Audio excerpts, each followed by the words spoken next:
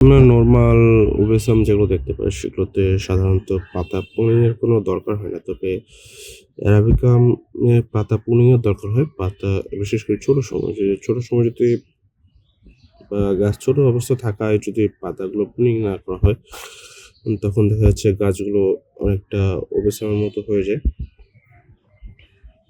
বা সেরকম অ্যারাবিকার মতো যথেষ্ট ডালপালা বা গ্রোথ আসে না। এটা আরো কিছু কারণ আছে। তবে পাতা প্রুনিং না করলে দেখা যাচ্ছে আপনার ডালগুলো লম্বা, লম্বা হয় বা দেখান একটু বোঝানোর জন্য। যেমন ইন্টারনড। ইন্টারনড বলতে বোঝায় একটা পাতা থেকে আরেকটা পাতার দূরত্ব। যেমন দেখেন এখানে একটা পাতা একটা পাতা থেকে আরেকটা পাতার দূরত্ব কিন্তু অনেক। তো এই দূরত্বগুলো বেড়ে যায়। বেড়ে গেলে দেখা যাচ্ছে আপনার গাছগুলো দেখতে খারাপ লাগে বা অ্যারাবিকার যে সৌন্দর্য সেটা থাকে না। তো আবার দেখেন এই ক্ষেত্রে এই জায়গায় দেখেন ইন্টারনড বা পাতা থেকে পাতার দূরত্ব কিন্তু অনেক কম। কিন্তু এই যে এই এই এখান থেকে দেখেন পাতা থেকে পাতার দূরত্ব কিন্তু অনেক বেশি হয়ে গেছে। তো এই সমস্যাটা হয়ে যায়। আবার আরেকটা সুবিধা আছে সেটা হলো যে আপনি যদি ওপরের ডালগুলো কেটে দেন তো এই সব জায়গা থেকে নতুন কুশি বের হয় এবং নতুন ডাল বের হয়ে আপনার গাছটা অনেক ঝোপালো হয়। তো এই কাজটা অ্যারাবিকামের ক্ষেত্রে দরকার হয়। আর বড় গাছগুলোর ক্ষেত্রে না করলেও হয়। বড় গাছগুলোর ক্ষেত্রে এমনিতে ডালগুলো প্রয়োগ করা দরকার হয় যখন ডালগুলো শেপের বাইরে চলে যায়। অ্যারাবিকামের মূল সৌন্দর্যটা থাকে আপনি যত সুন্দরভাবে গাছটা শেপে রাখতে পারেন ডালগুলো প্রুনিং করে, ডাল পাতা প্রুনিং করে। সেটা হলো অ্যারাবিকামের সৌন্দর্য। এখন দেখা যাচ্ছে আপনি অ্যারাবিকামটা সৌন্দর্যটা ফুটিয়ে তুলতে পারে হলো থাইল্যান্ড, ফিলিপাইন এরা বেশি। তো এরা করে কি আপনার ডালগুলো বিশেষ করে ডালগুলো যেমন আমি দেখাই যে এই ডালটা আছে এই ডালটা এখন সোজা হয়ে গেছে। ওরা করবে কি ওয়ারিং করে বা টানা দিয়ে এই ডালটা এভাবে সাইডে রাখিয়ে দেবে। আবার এখানে যদি অতিরিক্ত ডাল থাকে সেগুলো ডালগুলো গাছের সৌন্দর্য বাধা হয়ে যায় সেই ডালগুলো কেটে দেবে। পিছনের ডালটা বাকিয়ে দেবে, মাথাটা সাইজ করে দেবে। এভাবে করে ওরা গাছের সৌন্দর্য আস্তে আস্তে ধীরে ধীরে ফুটিয়ে তোলে। শুধু আপনি নিজের মতো বাড়তে দিলেন সেক্ষেত্রে কিন্তু আরবিকামের সৌন্দর্য সবসময় ফুটিয়ে তোলা সম্ভব না। বিশেষ করে যেগুলো ক্লাসিক্যাল ভ্যারাইটি আছে তো ক্লাসিক্যাল ভ্যারাইটিগুলো সৌন্দর্যটা অনেক সময় ফুটে ওঠে আপন আপনি। আর যেগুলো হাইব্রিড সেগুলো কিন্তু প্রচুর ডালপালা ছাড়ে এবং ডালপালাতে ঘেঁচেমেচে হয়ে থাকে। তো সেইগুলোতে কিন্তু প্রুনিং দরকার পড়ে।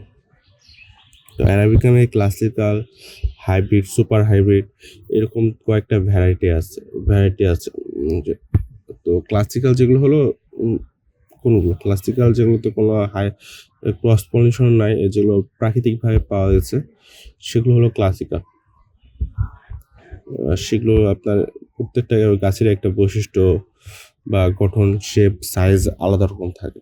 ক্লাসিক্যালের মধ্যে যদি আপনি ধরেন তাহলে পিএমকে, পিবিএন, তারপর ইয়াক সৌদি, তারপর সোকো এরকম বেশ কিছু ভ্যারাইটি আছে। আর কিছু থাইল্যান্ডে যারা পুরাতন ব্রিডার তাদের কিছু ভ্যারাইটি আছে যেমন আঙ্কেল ডিয়ার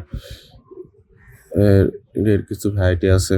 তো একটা ভ্যারাইটির নামই আছে যেটা আঙ্কেল ডিয়ার থাইল্যান্ডের যারা অ্যারাবিকাম করে তাদের মধ্যে বেশ পুরনো এবং জনপ্রিয় একজন ব্রিডার।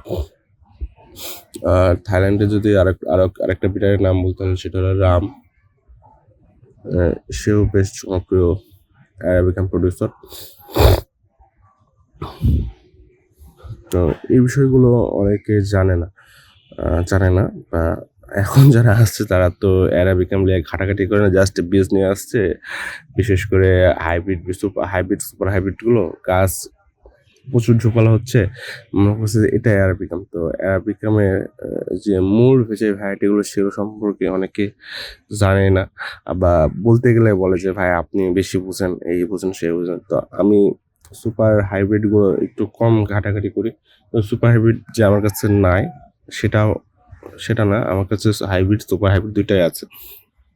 তবে আমি লাস্ট যেটা থাইল্যান্ড থেকে বীজ আনিয়েছিলাম সেক্ষেত্রে আমি চেষ্টা করছিলাম যে অনেকগুলো ক্লাসিক্যাল ভ্যারাইটি সংগ্রহ করতে যাতে আমি নিজের মতো করে ক্রস পলিনেশন করতে পারি এবং জাত উন্নয়ন করতে পারি।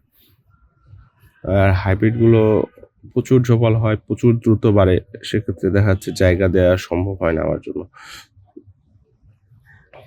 বা ভবিষ্যতে আমি হাইব্রিড নিয়ে সুপার হাইব্রিড নিয়ে কাজ করব। এবং ইনশাআল্লাহ যদি আমার সে সামর্থ্য দেয় এবং পর্যাপ্ত জায়গাটা পায়। তো আজকে এই পর্যন্তই। আল্লাহ হাফেজ।